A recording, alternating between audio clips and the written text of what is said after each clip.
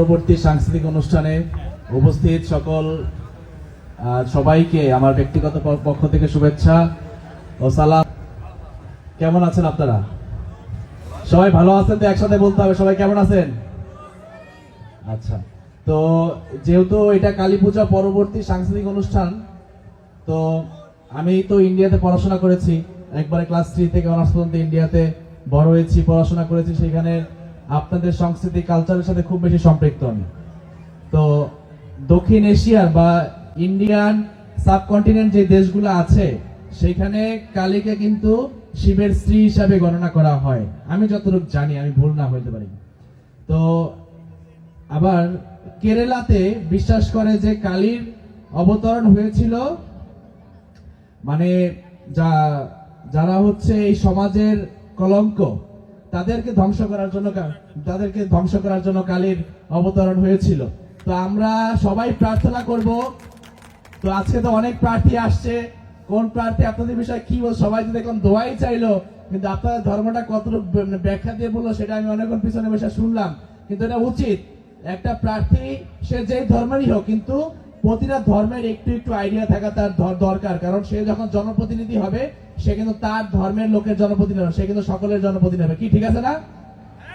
তো হচ্ছে আপনাদের এই যে আমি সবাইকে এটাই অনুরোধ করব যে হচ্ছে আপনারা কালী মাকে প্রার্থনা করবেন যে ডাসারের মাটিতে কোন রকম খারাপ সন্ত্রাস, চাঁদাবাজ, মাদক যেন এই ডাসারের মাটিতে জানি কেউ না রাখতে পারে। আমরা এই ডাসারকে সুন্দর, সমৃদ্ধিশীল এবং একটি আধুনিক উপজেলা হিসাবে গড়ে তুলব। এবং এই আগামী নির্বাচনে, যেহেতু সামনে 11ই মে আমাদের উপজেলা পরিষদ নির্বাচন, আপনারা সবাই জানেন, এই নির্বাচনে আমার বাবা জনাব সৈয়দ আবেদ আলী জীবন সে এই উপজেলায় প্রতিদ্বন্দ্বিতা করবেন। সে গত 2 মাস ধরে মাঠে আছেন। অন্যান্য অনেক প্রার্থী অনেক বেশি বিজ্ঞ, অভিজ্ঞ, রাজনৈতিকভাবে সুপরিচিত, কিন্তু আমার বাবা অত বড় রাজনীতিবিদ না।